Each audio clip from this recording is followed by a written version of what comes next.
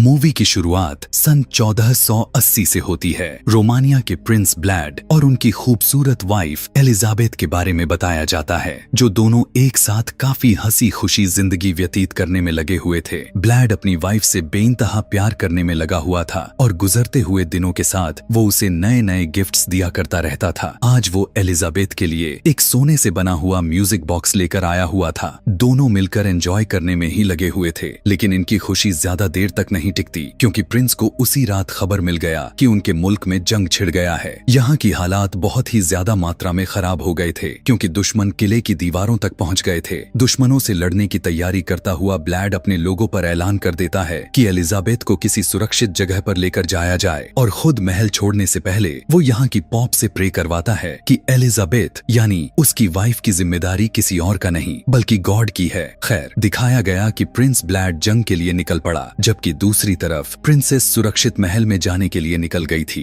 हमें दिखाया गया कि जंगल से निकलते हुए एलिजाबेथ घोड़े पर सवार थी और उसके साथ उसके प्रोटेक्शन के लिए कुछ और भी सोल्जर्स थे, लेकिन दुश्मनों को पहले ही एलिजाबेथ के खुफिया रास्ते और उनके महल के बारे में बहुत ही शातिर तरीके से मालूम था। दुश्मन पेड़ पर छुपा बैठा हुआ था और इनके आते ही एलिजाबेथ के ऊपर हमला कर देता है। एलिजाबेथ तो हमले से बच गई थी, लेकिन उसके दो सोल्जर्स घोड़े से नीचे गिर गए। जैसे ही उसे खतरा महसूस हुआ तो वो फौरन से आगे भाग जाती है। इधर जंग का सीन दिखाया गया। ब्लैड अपने सैनिक के साथ मिलकर दुश्मनों का रास्ता रोकने के लिए एक प्लान बनाया और किले की दीवारों के आसपास बहुत सारे तेल का बैरल्स लाकर उन सभी को आग लगा देता है। बैरल्स के ऊपर आग लगते ही उस जलती हुई बैरल्स को ये लोग पीछे की तरफ धकेल देते हैं। बैरल्स जब दुश्मनों की तरफ गए तो दुश्मन डर कर आग से भागने लग जाते हैं और किलों के दीवारों से जल्दी से दूर हट जाते हैं, जिसके बाद इनके बीच काफी दर्दनाक वाली जंग छिड़ जाती है। ब्लैड के आर्मी दुश्मनों की तरफ आगे बढ़ते हुए बचे हुए दुश्मनों के साथ लड़ना शुरू कर दिए थे। लगातार तलवार पर तलवार चलते चले जाते हैं। लोगों के सर कलम हो जाते हैं। लोग काफी बेदर्दी से मारे गए। बहुत से लोग गिरते हैं। जंग का मैदान कुछ ही देर में खून की नदी बन जाता है। आखिर प्रिंस ब्लैड और उसकी फौज दुश्मनों पर भारी पड़ जाती है। ब्लैड का प्लान बहुत ही कमाल का था। कुछ देर के बाद प्रिंस ब्लैड और उसकी पूरी आर्मी अपने दुश्मन का सर अपने नेजे पर लगाकर अपने दुश्मन के महल के सामने पहुंच जाते हैं। इससे पहले कि वो अपने जीत का जश्न मनाते, ब्लैड को खबर मिलती है कि एलिजाबेथ पर हमला हो गया है। ब्लैड सब कुछ यहाँ छोड़ छाड़ कर एलिजाबेथ के पास भाग गया, जबकि दूसरी तरफ दिखाया जाता है कि एलिजाबेथ दुश्मनों से बचने के लिए अपना रास्ता बदल चुकी थी। दिखाया गया कि वो एक बर्फीले एरिया में चली गई थी, बिना सोचे समझे कि आगे आखिर क्या खतरे हो सकते थे। वो काफी तेजी के साथ बस अपना घोड़ा दौड़ाए जा रही थी। जिस एरिया में इस टाइम एलिजाबेथ थी, इस एरिया को फॉरेस्ट ऑफ वुल्फ्स का नाम दिया गया था, क्योंकि वहाँ पर बहुत सारे वुल्फ्स यानी भेड़िए रहते थे, जिनको पकड़ने और मारने के लिए बर्फ के नीचे बहुत सारे ट्रैप्स भी लगाए गए थे। एलिजाबेथ के फौजियों के घोड़े इन्हीं ट्रैप्स में फंसकर गिर जाते हैं, लेकिन एलिजाबेथ अपने आप को दुश्मनों से बचते बचाते हुए आगे भागती रहती है। फिर आखिर में जाकर उसका भी घोड़ा जाल में आ फंसता है। घोड़े के साथ वो जमीन पर गिर जाती है। दुश्मन उसे आसपास से घेर लेते हैं और ठीक उसी वक्त पर ब्लैड उसे बचाने के लिए यहाँ पर पहुंच जाता है। ब्लैड उसके बिल्कुल करीब ही पहुंचने वाला था, लेकिन ब्लैड का घोड़ा भी उसी ट्रैप में फंस गया। ब्लैड ने तेजी दिखाते हुए घोड़े से जंप किया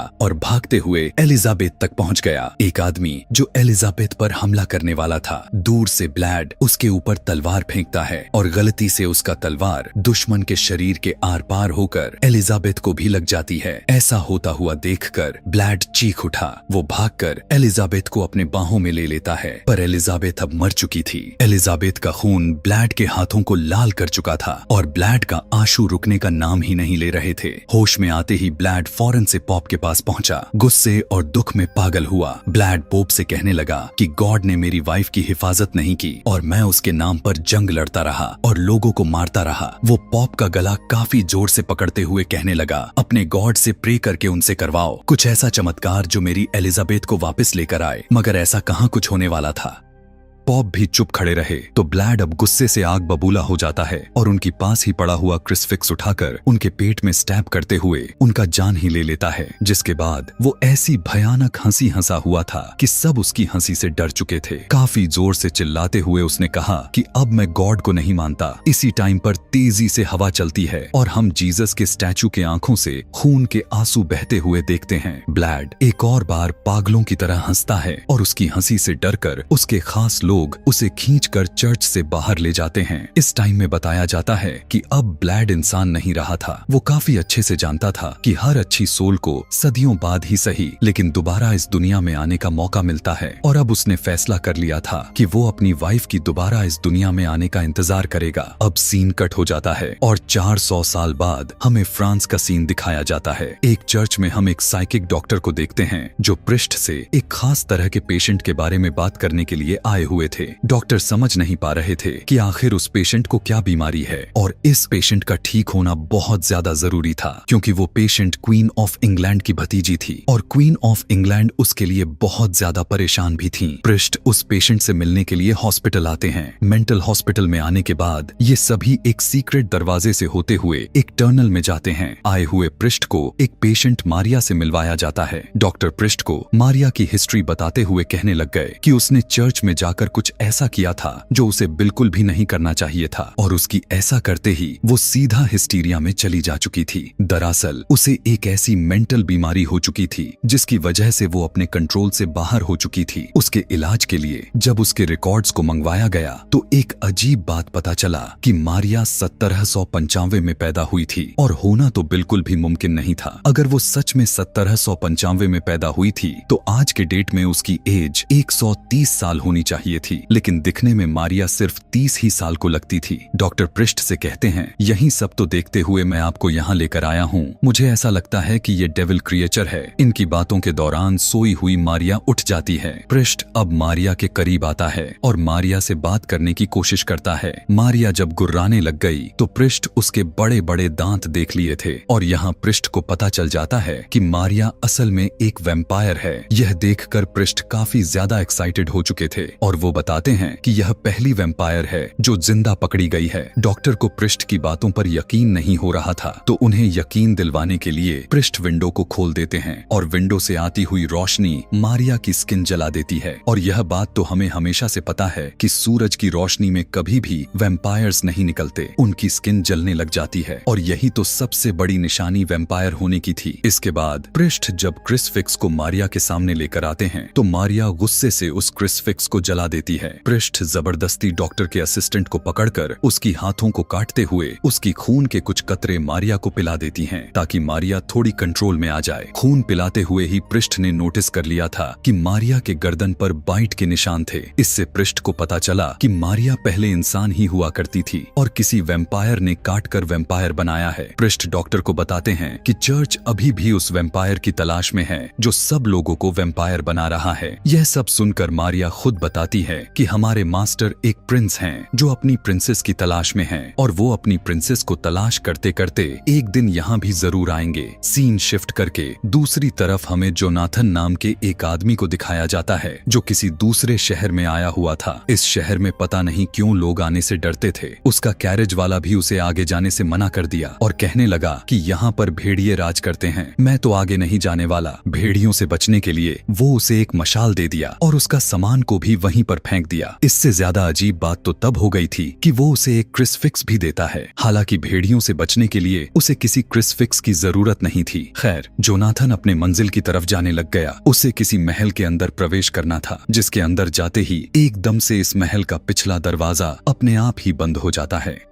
अंदर जाने पर उसकी मुलाकात काउंट ड्रैकुला से हुआ और ड्रैकुला अपने आप को प्रिंस ब्लैड के नाम से इंट्रोड्यूस करवाते हैं। यानी ये ड्रैकुला वही प्रिंस ब्लैड है जिसे हम आज से लगभग 400 साल पहले देख चुके थे। अगले सीन में हम ड्रैकुला और जोनाथन को खाने की टेबल पर देख पाते हैं। वो इस टाइम प्रिंस ब्लैड के लिए कोई डील लेकर आया हुआ था। वो तो यह बिल्कुल भी नहीं जानता था कि प्रिंस ब्लैड एक ड्रैकुला है। वो जब बैग में से कुछ पेपर्स निकालने लग गया तो वहीं कैरेज वाले का दिया हुआ क्रूसीफिक्स उसके बैग से निकलकर नीचे टेबल पर ही गिर जाता है। क्रिसफिक्स को देखते ही ड्रैकुला उससे सवाल करने लग गया कि क्या तुम गॉड पर बिलीव रखते हो, जिस पर वो कहता है नहीं नहीं, ये तो मुझे किसी ने गिफ्ट किया था। इतना कहकर वो अपने काम पर लग जाता है और ड्रैकुला उसकी मासूमियत का फायदा उठाते हुए उसकी क्रिसफिक्स को उठाकर आग में फेंक देता है। इसके बाद वो जोनाथन को उसका कमरा दिखाया और खास तौर पर उससे कहने लगा कि रात को इस कमरे से बाहर किसी भी कीमत पर मत निकलना। कुछ टाइम के बाद ड्रैकुला म्यूजिक सुनने लग गया था और इधर जोनाथन कमरे में रखी गई किताबों को पढ़ने लग गया, जिसमें इस कैसल की हिस्ट्री साफ साफ लिखी गई थी। इस कैसल के एक पेज पर प्रिंस ब्लैड की एक जवानी की पिक्चर थी, लेकिन एक अजीब बात यह था कि यहाँ से प्रिंसेस वाली तस्वीर गायब थी। सीन कट होकर दूसरी तरफ दिखाया गया कि पृष्ठ अब मारिया के घर गए हुए थे। पृष्ठ मारिया के फियांसे को बताते हैं कि मारिया पहले से अब काफी बेहतर है, लेकिन ईविल उसके अंदर से पूरी तरह से गया नहीं, इसीलिए कुछ दिनों तक उसे हम अपने पास ही रखने वाले हैं। अब मारिया के फियांसे को बातों में लगाते हुए चुपके से मारिया के कमरे में भी चला जाता है। उसे यहाँ से वैम्पायर से ताल्लुक रखने वाली चीजों को ढूंढना था और उसे यहाँ एलिजाबेथ की वही तस्वीर मिल जाती है जिसे उस बुक से फाड़ा गया था, जो बुक दूसरी तरफ जोनाथन पढ़ रहा था। अब यहाँ पर हम जोनाथन को देखते हैं जिसे नींद जब नहीं आती तो इस पूरे महल में इन्वेस्टिगेशन करने का फैसला करता है। वो घूम रहा ही था कि उसे दरवाजे के पीछे से एक रोशनी आती हुई दिखाई देती है। दरवाजा खुलते ही उसे कुछ सीढ़ियां नजर आती हैं जो उसे एक बहुत ही खूबसूरत बेसमेंट के अंदर लेकर जाती हैं। बेसमेंट के बीच एक कॉफिन रखा गया था और जब जोनाथन उसे खोलता है तो उसमें ड्रैकुला सोता हुआ मिलता है। इससे पहले कि जोनाथन इस कॉफिन को बंद कर पाता, ड्रैकुला एकदम अचानक से उसका हाथ पकड़ लेता है और उसे कहने लगा कि तुम्हें अपने कमरे को नहीं छोड़ना चाहिए था। अचानक यहाँ पर अजीबों गरीब सी क्रिएचर्स आते हैं जो जोनाथन को बेहोश कर दिए। इस कहानी के अंदर इन क्रिएचर्स को गार्गल्स कहा गया है। ये वैम्पायर क्रिएचर्स हैं। ड्रैकुला और वैम्पायर्स के लिए ही काम करते हैं। गार्गल्स जब जोनाथन को जंजीरों में बांधते हुए उल्टा लटका रहे थे तभी जोनाथन को होश आ गया। यहाँ पर ड्रैकुला ऑर्डर्स देते हुए कहने लगा कि जोनाथन के नीचे एक बड़ा सा प्याला रखो और उसके बाद जोनाथन की गर्दन की नसें काट दो। जोनाथन घबरा चुका था और ड्रैकुला को देखकर उसने कहा कि गॉड इतनी खतरनाक क्रिएचर कैसे बना सकते हैं ड्रैकुला। उसकी ऐसी बातों को सुनकर बहुत ही अजीब के साथ साथ खौफनाक हंसी हंसने लग जाता है और फिर उससे कहने लगा अब तुम मरने वाले हो, कोई आखिरी ख्वाहिश है तो बता दो। जोनाथन को कुछ नहीं चाहिए था, हाँ वो यह बात जरूर जानना चाहता था कि प्रिंस ब्लैड ड्रैकुला कैसे बना। वो आखिरी ख्वाहिश के तौर पर ड्रैकुला से ड्रैकुला की कहानी सुनने को कहता है। ऐसी फरमाइश ड्रैकुला से किसी ने पहली बार की हुई थी। जोनाथन के ऐसी बात पर ड्रैकुला गार्गल्स को हुक्म देता है कि जोनाथन को नीचे उतार दिया जाए, क्योंकि अब वो जोनाथन को अपनी स्टोरी सुनाएगा। ड्रैकुला उसे जंग से लेकर वो सारी कहानी सुनाता है जिस तरह से एलिजाबेथ मरी हुई थी, जो सब इस कहानी में हम पहले देख भी चुके हैं। ड्रैकुला बताता है मुझे यह बात हमेशा से पता है कि अच्छी सोल्स दोबारा जरूर जिंदा होती हैं, इसीलिए मैं उसका इंतजार करता रहा। उसके इंतजार में सालों गुजर गए। ड्रैकुला अपने ही महल में बंद ही रह गया। उसे अब इंसानों से ही जेलस होने लग चुकी थी कि कम से कम वो मरकर सुकून में आ जाते हैं, लेकिन ड्रैकुलास तो हजारों साल जीवित रहते हैं। ऐसी ही एक दिन उसे दोबारा तन्हाई का अटैक आया और वो काफी गुस्से में एलिजाबेथ की कब्र ही तोड़ देता है, लेकिन वहां तो अब एलिजाबेथ के हड्डियों के अलावा कुछ था ही नहीं। इस हरकत के बाद ड्रैकुला का एलिजाबेथ को पाने का जुनून और भूख ज्यादा बढ़ चुका था और उसने कुछ सोचते हुए एक नया प्लान बनाया। उसने एक परफ्यूम तैयार करने का डिसाइड किए। उसने पूरे दुनिया भर में रिसर्च की और दुनिया भर के खूबसूरत और सबसे खुशबूदार फूलों से एक ऐसा परफ्यूम बनाया जो सभी को जादुई असर में डाल सकता था। वो बताता है कि मैंने उसी बनाए गए परफ्यूम को सबसे पहले अपने ऊपर लगाया और तभी से सारी औरतें मेरे पीछे भागने लगी। उस परफ्यूम की स्मेल सब चीजों को ड्रैकुला के कंट्रोल में ले आती थी। उस परफ्यूम को लगाकर ड्रैकुला पार्टी में आए सभी लोगों को अपने इशारों पर नचा लेता था। एक दिन इसी तरह के फ्रांस के पार्टी में गया हुआ था। वहाँ पर भी बहुत सारी औरतें आई हुई थीं। उसने दोबारा वो परफ्यूम लगाया और इस बार उसने देखा कि फाइनली उसे एलिजाबेथ मिल गई। वो उसके पीछे गया। उसने जब उस औरत को हाथ लगाया तो पता चला कि एलिजाबेथ नहीं थी। वो मंजिल के इतने करीब आकर भी इतना पीछे गया हुआ था कि अब वो बुरी तरह से टूट गया था। अब खुद उसके अंदर तलाश करने की हिम्मत खत्म हो गई, तो उसने और भी नया प्लान बनाया कि वो अब औरतों को ही एलिजाबेथ की तलाश में लगा देगा। बस यही सोच उसके दिमाग में आई और उसने उस पार्टी में आए सभी लोगों को काटना शुरू कर देता है और सभी को काट काट कर वैम्पायर बना दिया। इसी पार्टी में मारिया भी थी और मारिया भी उसी दिन वैम्पायर बनी हुई थी। अब क्योंकि इतनी सारी औरतें उसके लिए काम करने वाली थीं, तो ड्रैकुला की उम्मीद बढ़ चुकी थी। ड्रैकुला काफी बूढ़ा भी हो चुका था, जो उसने फैसला किया कि अब वो अपनी कैसल से बाहर नहीं निकलेगा। उसने अपना काम गार्गल्स से करवाना शुरू कर दिया। गार्गल्स उसके लिए बहुत सारी दौलत लाने लग गए और इसी दौलत का इस्तेमाल उसने एलिजाबेथ को ढूंढने में किया। जोनाथन ड्रैकुला से कहने लगा कि मैं आपकी मोहब्बत को समझ सकता हूँ। प्यार ऐसा ही जुनूनी होता है, मुझे इसलिए पता है क्योंकि मैं भी अपने फियांसे से बहुत ज्यादा प्यार करता हूँ। यह कहते हुए उसने अपने लॉकेट को ड्रैकुला को दिखाया, जिसमें उसकी फियांसे की पिक्चर थी। ड्रैकुला ने जैसे ही उस तस्वीर को देखा तो पागल हो गया, क्योंकि तस्वीर में दिखने वाली लड़की यानी जोनाथन की फियांसे ही असल में एलिजाबेथ थी, जिसका दोबारा से जन्म हुआ था। यानी एलिजाबेथ दूसरी बार पैदा हो चुकी थी, जो कि जोनाथन की फियांसे की शकल में थी। जोनाथन को ड्रैकुला की बातें समझ में नहीं आती और ड्रैकुला जोनाथन को प्यार करते हुए उसकी जान बख्श देता है, क्योंकि उसी के वजह से उसे अपने सालों के बिछड़े हुए प्यार एलिजाबेथ मिल चुकी है। अब क्योंकि उसकी तलाश खत्म हो चुकी थी, इसीलिए जल्दी जल्दी से उसे खूबसूरत बनना था और जल्दी से जवान होना था, जिसके लिए उसे बहुत सारे खून की जरूरत पड़ने वाली थी। वो सभी गार्गल्स को काम पर लगा देता है, जबकि हमें दोबारा पेरिस का सीन दिखाया गया, जहाँ पर पृष्ठ सभी लोगों को एलिजाबेथ की पिक्चर दिखाते हुए कहने लगे कि हमें ठीक इसी तरह के औरत को ढूंढने होंगे। ड्रैकुला इस औरत के तलाश में है और हम ऐसी औरत को ढूंढते हुए ड्रैकुला तक पहुंच सकते हैं। पृष्ठ बताते हैं कि असल में ड्रैकुला पैदा हुआ ही नहीं था, वो एक आम इंसान था, लेकिन उसने गॉड के साथ बहुत बुरा किया, जिसकी वजह से उसके ऊपर कर्स आ गया और वो ड्रैकुला बन गया। पृष्ठ यह भी बताने लग गए कि उनकी होली बुक्स के मुताबिक अगर वो ड्रैकुला को मार देते हैं तो उसके बनाए हुए सभी वैम्पायर्स भी दोबारा नॉर्मल यानी दोबारा से इंसान के रूप में आ जाएंगे, और अगर ड्रैकुला चाहे गॉड से दिल से माफी मांगे तब भी गॉड उस कर्स को ना ही ड्रैकुला के ऊपर से खत्म कर सकते हैं, बल्कि ड्रैकुला ने जिन जिन लोगों को वैम्पायर बनाया है उन सब पे से वो कर्स खत्म हो जाएगा। अब एलिजाबेथ की पिक्चर यहाँ पर खड़ा हुआ। डॉक्टर का असिस्टेंट देखता है और कहने लगा, अरे ये कैसी कॉन्सिडेंस है, बिल्कुल ऐसी ही स्कूल की एक औरत वेटिंग एरिया में मारिया से मिलने के लिए आई हुई है। पता चला मारिया और वो लड़की बहुत अच्छी दोस्त थीं और हमें पता भी है कि वो लड़की जोनाथन की फियांसे भी है। अगले सीन में दिखाया गया कि ड्रैकुला एक भिक्षु के भेष बनाते हुए चर्च के अंदर घुस आता है। अंदर आते ही वह अपना वही जादुई परफ्यूम लगाता है, जिसकी वजह से सारी नन्स उसके आगे पीछे पागल होने लग जाती हैं और वो आखिरकार सभी औरतों का खून पीने लग जाता है, क्योंकि उसे ज्यादा से ज्यादा खून पीकर ही तो जवान होना था।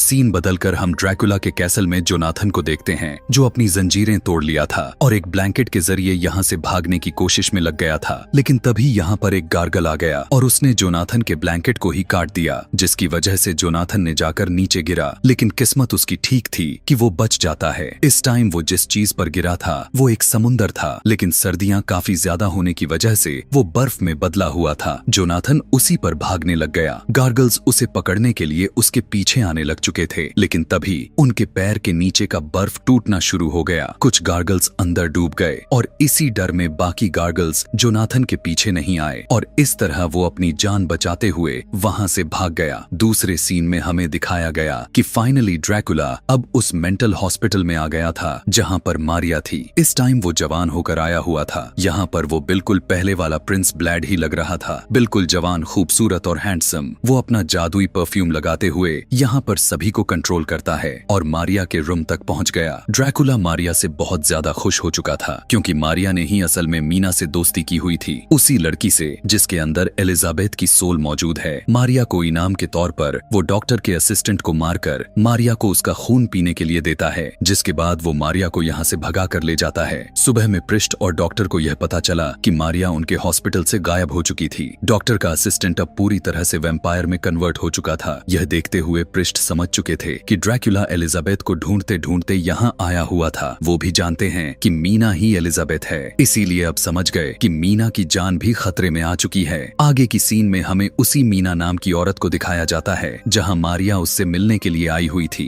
मीना यहाँ हैरान हो चुकी थी कि इतनी जल्दी मारिया बिल्कुल ठीक कैसे हो गई। मारिया उसे गले लगाकर कहती है, हाँ देखो, मैं अब पूरी तरह से ठीक हो चुकी हूँ। डॉक्टर ने मुझे डिस्चार्ज भी कर दिया है। क्यों ना चलो इसी खुशी में पार्टी करते हैं। यहाँ मारिया जानबूझकर उसे उसी होटल में लेकर आई हुई थी जहां पर ड्रैकुला पहले से ही मौजूद था। और मीना को पहली नजर देखते ही ड्रैकुला का वक्त जैसे अब पूरी तरह से थम सा गया था। उसकी आंखों से आंसू आने शुरू हो गए। वो अपने आप पर कंट्रोल नहीं रख पाया और खुद मीना के पास पहुंच गया। वो मीना के हाथ पर जब किस किया तो मीना को उसी वक्त पास्ट के विजन आने शुरू हो जाते हैं। ऐसा होते ही मीना घबरा सी जाती है और अपना हाथ छुड़वाकर वहां से भाग निकल गई। मीना अभी तक इसी होटल के अंदर एंजॉय करने में लगी थी। ड्रैकुला लगातार उसका पीछा करने में लगा रहा। मीना को बिल्कुल भी पता नहीं था कि वही शख्स जिसने उसके हाथ पर किस किया था वो उसका पीछा कर रहा है। वो जब हॉन्टेड हाउस के अंदर गई तो काफी ज्यादा ही डर गई और तभी ड्रैकुला ने आकर फौरन उसे पीछे से पकड़ लिया। इसके बाद मीना शूटिंग बूथ पर गई। यहाँ पर भी ड्रैकुला आकर उसे बंदूक चलाना सिखाता है। इस टाइम भी मीना को पास्ट के बहुत से विजन आए हुए थे। मीना यहाँ इन सारे विजन को बार बार झटक दे रही थी क्योंकि उसे ऐसी किसी बातों पर यकीन बिल्कुल भी नहीं था। ड्रैकुला उसे बार बार एलिजाबेथ कहकर पुकारता है और उससे काफी सारी बातें करता रहता है।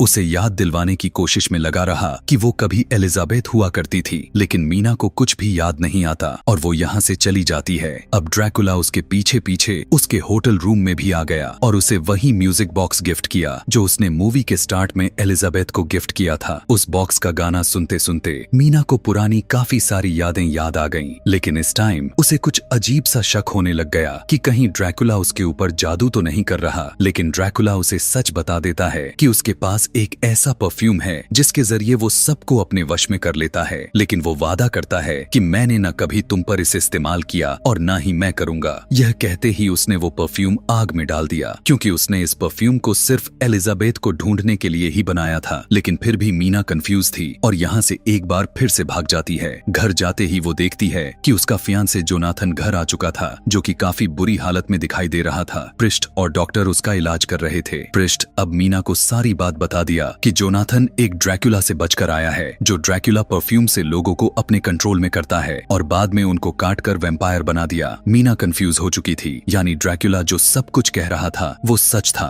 कंफ्यूजन में आते ही वो जोनाथन को छोड़कर रूम में चली गई। उसने दोबारा म्यूजिक बॉक्स खोला और गाने सुनते हुए उसे वो सारे पुराने विजन याद आ गए।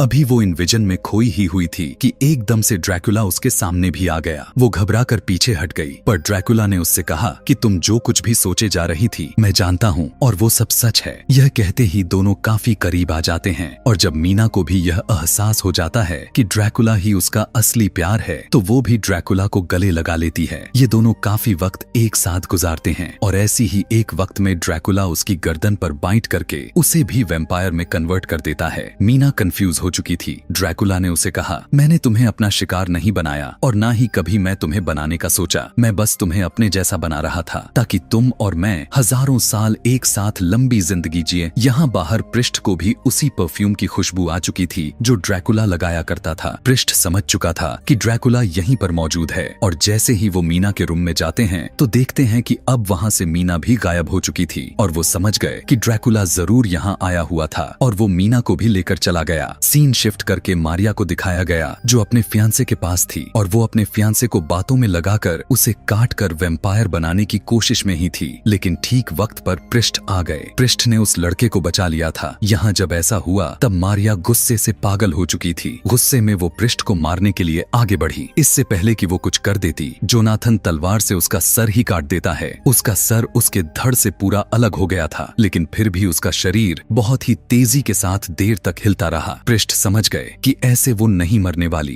इसीलिए वो अपना क्रूसिफिक्स उठाकर उसके दिल के अंदर स्टैब कर देते हैं, जिससे वो अब पूरी तरह से मर जाती है। सीन कट होकर हमें रोमानिया का सीन दिखाया गया, जहां कैसल में आज काफी हलचल थी। 2 कॉफिन निकालकर कैसल के अंदर लेकर आया जाता है, जिसके अंदर ड्रैकुला और मीना थे। गार्गल्स उन्हें मिलते हैं और वो लोग मीना की बहुत अच्छे से वेलकम भी करते हैं। मीना के लिए उन लोगों ने कपड़े भी तैयार किए हुए थे, जिसे मीना पहन लेती है। इससे पहले कि ये लोग अपने खुशी के अंदर मगन हो जाते, इसी वक्त पृष्ठ और उसकी टीम अपने सोल्जर्स के साथ इस कैसल पर हमला करने के लिए पहुंच जाती है, क्योंकि पृष्ठ का मिशन ड्रैकुला और उसके वैम्पायर बनाए हुए सभी लोगों के ऊपर से उस कर्स को उतारना था। वही कर्स जो ड्रैकुला के ऊपर था। कैसल पर हमला करने के लिए बहुत सारे सोल्जर्स आए हुए थे। यहाँ पर अब बहुत तोपें और गोलियां चलने लग चुकी थीं। दिखाया गया कि इन सोल्जर्स से आकर गार्गल्स लड़ने लग गए थे। यहाँ पर एक भयानक जंग स्टार्ट हो जाती है और मीना इस सब से काफी ज्यादा ही घबरा जाती है। ड्रैकुला मीना को समझाने लगा कि कुछ नहीं होगा, तुम यहाँ अंदर ही रहना, मैं कुछ देर में आता हूँ। यह कहते हुए तलवार लेकर ड्रैकुला बाहर निकल गया और उस तलवार को तेजी से घुमाते हुए अपने सामने आने वाले सभी सोल्जर्स को चंद ही सेकंड में मार गिरा दिया। यहाँ पर मारिया का फियोंसे ड्रैकुला के ऊपर गोलियां जब चलाए तो उसने देखा कि उसके ऊपर किसी भी गोली का असर नहीं हो रहा था। उल्टा ड्रैकुला अपनी तलवार घुमाते हुए उस लड़के का सर उसके धड़ से अलग कर देता है, यानी उसे मार देते हैं। इस टाइम पर डरते हुए पृष्ठ ड्रैकुला के पास आ जाता है। वो ड्रैकुला से कहने लगा, तुम ऐसे ही मासूम लोगों को मत मारो। ड्रैकुला कहने लगा कि मैं भी तो किसी को नहीं मारना चाहता और ना ही मैं अब किसी को वैम्पायर बनाऊंगा। मैंने जो भी किया बस अपनी वाइफ एलिजाबेथ को पाने के लिए किया। मगर पृष्ठ उसे बताते हैं कि उसे पाने के लिए तुमने काफी सारे लोगों को वैम्पायर बना दिया और अब तुम्हें बिल्कुल भी नहीं पता कि वो सारे वैम्पायर्स इस दुनिया में कैसी तबाही मचाएंगे। इनकी बातों के दौरान अंदर से मीना की चीख सुनाई देती है। ड्रैकुला भागकर मीना के पास गया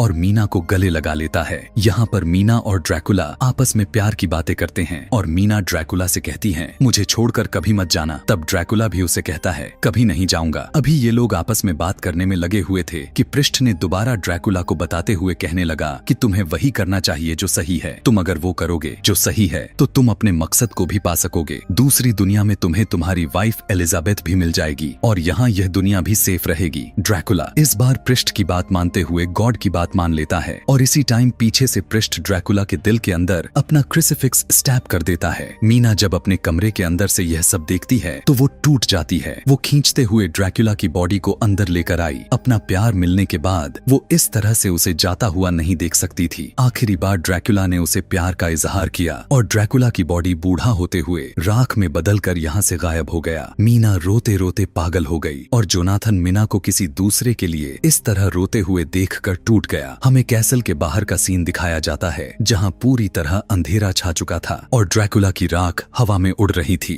सभी गार्गल्स अब इंसानी बच्चों में बदल गए थे और सभी वैम्पायर्स भी वापस इंसानों में बदल कर आ गए थे और इसी के साथ यह पूरा कहानी यहीं पर खत्म हो जाती है। इसी तरह के और भी मनपसंद मूवी एक्सप्लेनेशन वीडियोस देखने की चाहत रखते हैं तो नीचे कमेंट में नेक्स्ट लिखना ना भूलें। Thanks for watching.